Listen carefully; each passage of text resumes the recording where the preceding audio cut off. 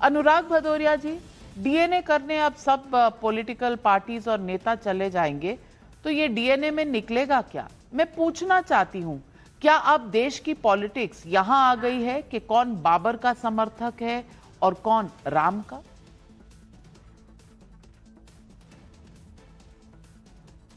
बहुत अच्छा सवाल है आपका नाविका जी, इसके लिए आपको बधाई। कम से कम आपने ये सवाल तो पूछा। आप जानते हैं कि प्रभु का आशीर्वाद तो समाजवादियों के साथ है, वो अयोध्या में आपने देख ही लिया। लेकिन मैं दूसरी बात कहना चाहता हूं। मैं आपसे पूछना चाहता हूं, जब देश में आज़ादी का आंदोलन चल रहा था तो अशफाकुल्ला खां साहब, आज़ाद साहब, चंद्रशेखर आज़ाद जी यहाँ पे थे, हमारे शहीद भगत सिंह जी जो शहीद हो गए देश के लिए, उनका तो कभी उन्होंने नहीं सोचा उनका डीएनए क्या है, कभी इस पे बात भी नहीं की, क्योंकि उसमें देश की आज़ादी की लड़ाई लड़ रहे थे सब लोग। तो किसी ने डीएनए की बात नहीं की, किसी ने धर्म की भी बात नहीं होती थी, क्योंकि हमें अंग्रेजों को इस देश से खदेड़ना था। जब यहाँ पे अभी कोरोना काल आया, तब आपने देखा होगा सबको प्लाज्मा की, खून की जरूरत थी, तब भी किसी ने किसी का डीएनए नहीं जाना, किसी का धर्म नहीं जाना, किसी की जाति नहीं जानी, सबको खून की जरूरत थी और लाइन लगा के लोगों ने खून दिया, क्योंकि सबका एक ही डीएनए, एक ही बात थी कि हम सब हिंदुस्तानी हैं और हिंदुस्तान को आगे ले जाना है, हिंदुस्तान को बचाना है, हिंदुस्तानियों को बचाना है, कोई हिंदुस्तानी हमसे बिछड़ ना पाए, चाहे खून की कमी से हो, चाहे प्लाज्मा की कमी से हो, सबने लाइन लगा के दिया। इसी तरह आजादी के आंदोलन में भी सबको यह था कि देश को आजाद कराना है, कोई जाति और धर्म की बात नहीं कर रहा था, सब देश को आजादी के लिए आजादी की लड़ाई लड़ रहे थे। आज अचानक जब देश आजाद हो गया, भारतीय जनता पार्टी अचानक नफरत की बात करने लगी, नफरत की राजनीति लाने लगी, डीएनए की टेस्ट करने लगी, डीएनए की बात करने लगी। भाई किसने बोला था बांटोगे कटोगे? कौन डीएनए की बात लेके आए? यही तो सवाल है। ये क्यों ऐसा सवाल आ रहा है बार बार? और आप हमारे देश का हिस्सा उत्तर प्रदेश के संभल को अगर कंपेयर किया जाएगा बांग्लादेश से, तो ये देश के लिए कितनी खतरनाक और चिंता की बात है।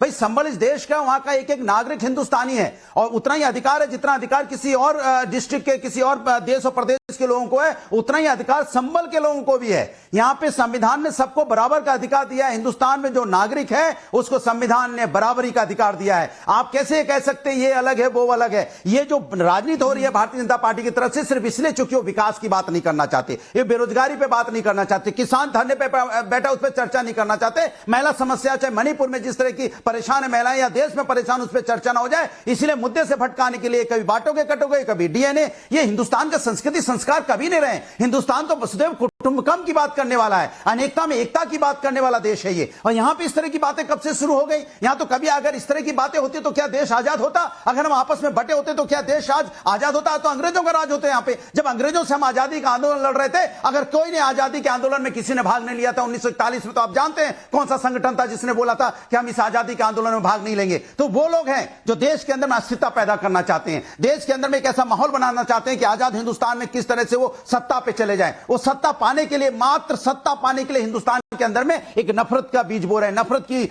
बातें कर रहे हैं। ये समाज के लिए, देश के स्वास्थ्य के लिए। आप तो सत्ता नहीं चाहते ना अनुराग भदौरिया जी? आप तो सत्ता बिल्कुल नहीं चाहते होंगे। सत्ता तो बुरी चीज है, सत्ता तो बुरी चीज है, आपको तो नहीं चाहिए होगी। लेकिन संभल बार बार आप ही उठा रहे हैं। पत्थरबाजों के बारे में कुछ नहीं कहते, अराजकता के बारे में कुछ नहीं कहते। आप कहते हैं प्रभु भी आपके, अल्लाह भी आपके। जी आपके सब कुछ है, चाहे आप राम मंदिर के प्राण प्रतिष्ठा पर जाए ना जाए, प्रभु तो सभी के हैं। लेकिन राधिका खेड़ा जी बहुत से सवाल उठाए अनुराग भदौरिया जी ने, जवाब दीजिए। प्रभु हैं, प्रभु कण कण में है, प्रभु का आशीर्वाद है नाविका जी। प्रभु का आशीर्वाद देखिए हम लोग को मिला है और हमको आशीर्वाद उन्होंने अयोध्या में दिया है। प्रभु के आशीर्वाद से, प्रभु के आशीर्वाद से बहन राधिका खेड़ा जी को भी बोलने दें।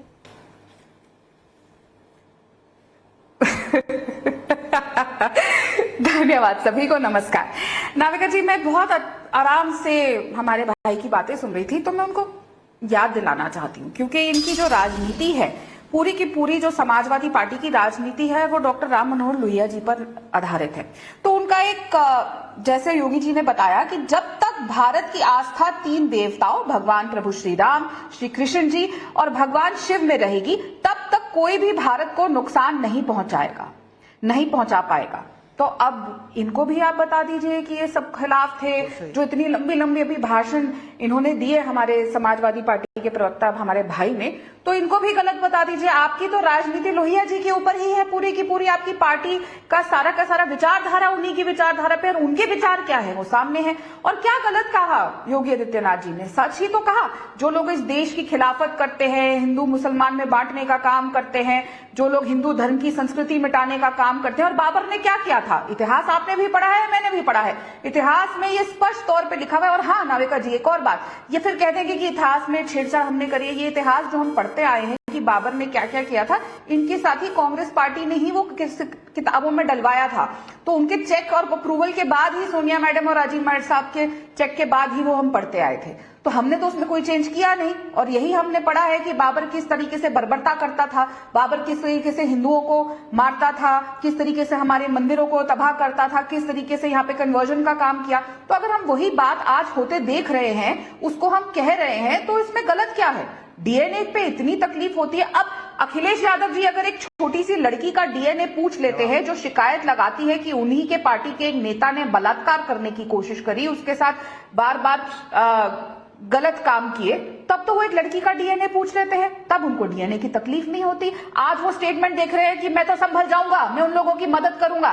तो अपने साथी, अपने ही पार्टी के कार्यकर्ताओं ने, चाहे वो 3 इनके कार्यकर्ता रिसेंट में पकड़े गए थे, इनके नेता पकड़े गए थे जो महिलाओं के साथ बर्बरता कर रहे थे, उनका साथ देने क्यों नहीं पहुंचे अखिलेश यादव जी?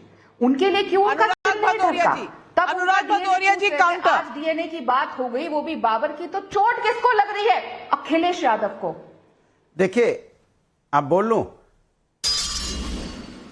लो, क्योंकि सवाल ये नहीं है, आप सवाल को घुमा रही हैं। बीएचयू में जब बच्ची के साथ अन्याय हुआ था तो कौन लोग थे, जरा बता दीजिए। मैं तो डीएनए भी नहीं पूछूंगा, किस पार्टी से थे, जरा इतना ही बता दीजिए नाम लेके। जब यहां उन्नाव की बेटी के साथ अन्याय हुआ तो किस पार्टी के थे, जरा इतना ही बता दीजिए। हाथरस की बेटी के साथ अन्याय हुआ तो सरकार किसकी थी, जरा इतना बता दीजिए मुझे, मैं जानना चाहता हूं। पहलवान महिलाओं के साथ अन्याय हुआ, जो बेटियां, देश की बेटियां जो पहलवान मेडल जीत के आई तो उनको घसीटा जा रहा था, तो किसका नाम आया था, जरा ये बता दीजिए मुझे, वो भी जानना चाहता हूं। मणिपुर में बेटियों के साथ अन्याय हो रहा है, उस पर तो आप कुछ नहीं बोलते। वो क्या हिंदुस्तानी बेटी नहीं है जिनके साथ अन्याय हो रहा है, उस पर तो आप चुप्पी साध जाते हैं। कमाल की बात करते हैं, अपने हिसाब से हर बातें आप अपना मनगढ़ंत कर लेंगे और जिम्मेदारी से भाग जाएंगे। ऐसा तो नहीं होगा ना इस देश के अंदर में। इस देश के अंदर में तो कुछ तो आप देश की मर्यादा को रखेंगे कि नहीं रखेंगे? देश एक है और देश का डीएनए एक है, वो है हिंदुस्तानी। हम सब हिंदुस्तानी हैं। हिंदुस्तान कैसे आगे बढ़े इस पे बात कीजिए। आप हिंदुस्तान को तो आपस में नफरत की राजनीति करके सत्ता सिर्फ पाना चाहते हैं और कुछ नहीं। आपको कोई लेना देना नहीं है महिलाओं से, उनके बेटी कैसे घसीटी गई, उसके हाथ से बैग लेके भाग रहे थे, घसीटती हुई वो बेटी कहां की थी? वो इसी लखनऊ की घटना, उत्तर प्रदेश की बेटी थी। कमाल की कर रहे हैं, बेटियों पे अन्याय होगा और आप चुपचाप देखते रहेंगे। कई बार देखा गया है वर्दी में बेटी के साथ अन्याय करने की कोशिश की गई है, वो कहां की बेटी है? बात कर रहे हैं बेटी के साथ न्याय कीजिए ना। मैं तो कह रहा हूं किसी भी बेटी के, कोई भी बेटी हो, उसके साथ न्याय होना चाहिए, किसी बेटी के साथ अन्याय नहीं होना चाहिए। इसलिए बार बार मैं ये आवाज उठाता हूं, चाहे महाराष्ट्र की घटना, बदलापुर की घटना हो, उसमें भी बेटी को न्याय मिलना चाहिए था, या घटना उत्तराखंड में हुई हो, हम तो, या घटना बिहार में हुई हो, हम तो हर बेटी के साथ खड़े हैं। मैं आपसे सीधा सवाल पूछना चाहती हूँ, और तहसीन पूनावाला जी, काम डाउन। अनुराग भदौरिया जी, शांति शांति शांति शांति। मैं तहसीन पूनावाला जी आपसे पूछना चाहती हूँ, मैं आपसे सिर्फ ये पूछना चाहती हूँ कि बाबर ने जिस बंगाल गए, चले बंगाल, आप और मैं चलते अनुराग भाई बंगाल।